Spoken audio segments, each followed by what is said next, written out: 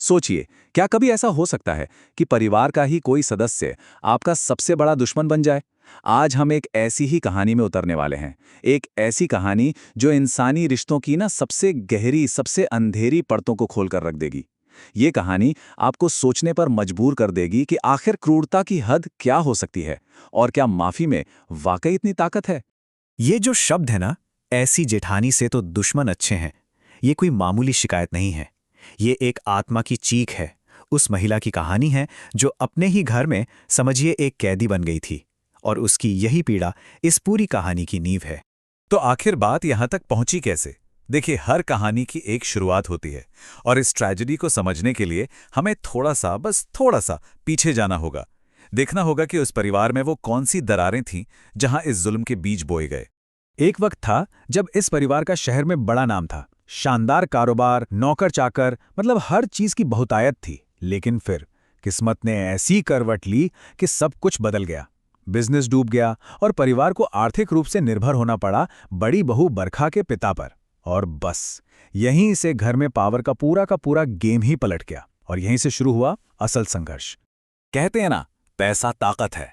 पर बरखा के लिए ये पैसा सिर्फ ताकत नहीं, एक हथियार था।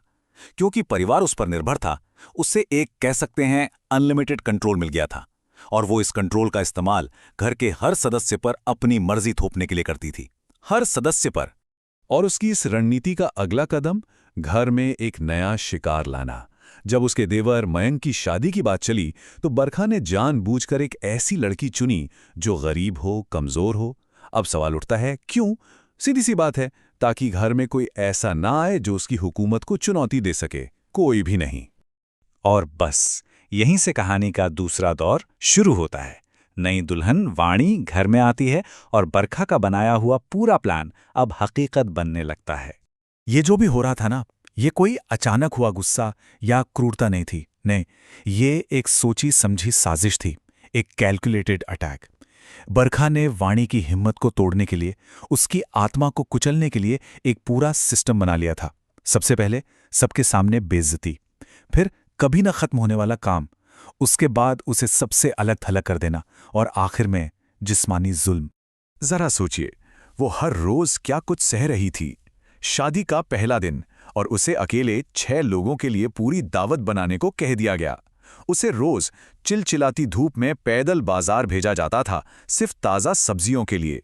Auto rickshaw? अरे नहीं, पैसे जो बचाने थे। और तो और, उसे तपती हुई छत पर नंगे पैर सफाई करने को मजबूर किया गया। सोचिए, उसके पैरों में कितने भयानक छाले पड़े होंगे। और जब वो एक दिन थकावट से बेहोश हो गई, तो मदद की जगह उसे क्या मिला? एक थप्पड़, वो भी एक पड़ोसी के सामने। अब एक सवाल जो शायद सबके मन में आ रहा होगा, वाणी का पति मयंक, बाकी परिवार वाले, वो ये सब चुपचाप क्यों देख रहे थे? जवाब बहुत सीधा है, पर उतना ही दुखद भी। पैसा। वो लोग बरखा के पिता पर इतने ज्यादा निर्भर थे कि उसके खिलाफ मुंह खोलने का मतलब था अपने सर से छत और अपनी थाली से रोटी छीन लेना। उनके दिल में हमदर्दी तो थी, पर वो बेचारे बेबस थे, शक्तिहीन थे। लेकिन जुल्म की भी एक इंतहा होती है। हर कहानी में एक ऐसा मोड़ आता है जब चीजें बर्दाश्त से बाहर हो जाती हैं, और वाणी की कहानी में भी वो मोड़ आया, एक ऐसी खौफनाक घटना के रूप में जिसने इस कहानी का रुख हमेशा हमेशा के लिए बदल दिया। कोई इंसान क्रूरता में किस हद तक गिर सकता है? जब किसी के सर पर ताकत का नशा सवार हो, तो वो इंसानियत की कौन कौन सी सरहदें पार कर सकता है? ये सवाल हमें उस खौफनाक मंजर के लिए तैयार करता है जो अब आने वाला है। और ये सब शुरू कैसे हुआ? एक बहुत ही मामूली बात से। वाणी ने गलती से बरखा को थोड़ा ज्यादा गरम पानी दे दिया, बस इतनी सी बात। और इस जरा सी गलती के जवाब में बरखा ने जो किया वो कोई सोच भी नहीं सकता था। बरखा रसोई में गई, पानी का एक पूरा पतीला उबाला, और जानबूझकर वो खौलता हुआ पानी वाणी के हाथों और पैरों पर डाल दिया। वाणी को 3rd डिग्री बर्न्स हुए।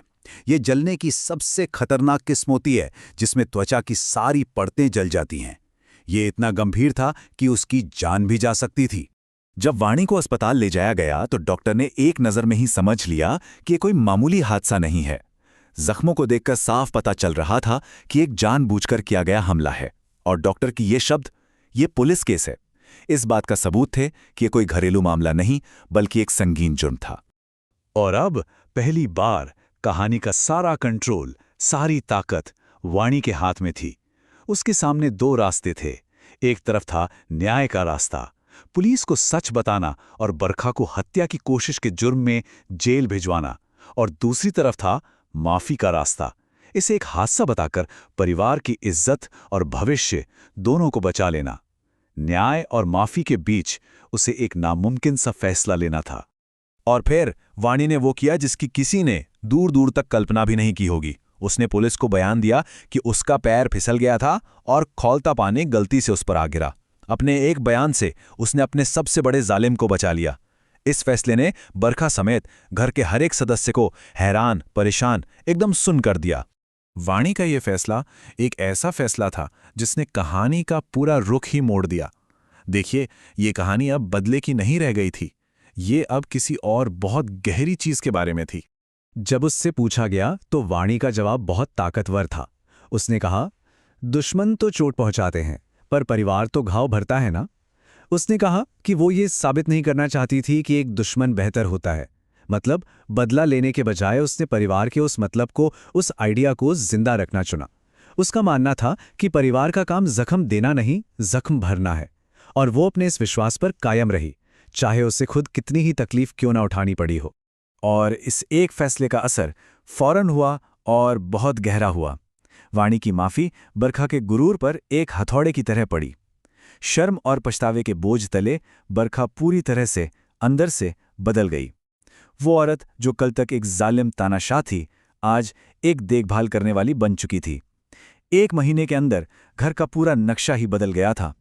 और इस तरह घर की फिजा ही बदल गई। जहां पहले डर और कड़वाहट थी, अब वहां प्यार और देखभाल थी। बरखा अब घर का सारा काम खुद करती, और वाणी की ऐसी देखभाल होती थी जैसे वो घर की कोई छोटी रानी हो। घर में अब तनाव की जगह हंसी मजाक ने ले ली थी।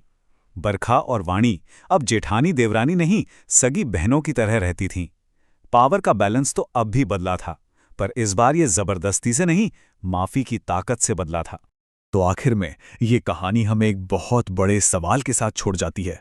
क्या माफ कर देना क्रूरता का इलाज है, या फिर ये जुल्म को जारी रखने का एक लाइसेंस बन जाता है?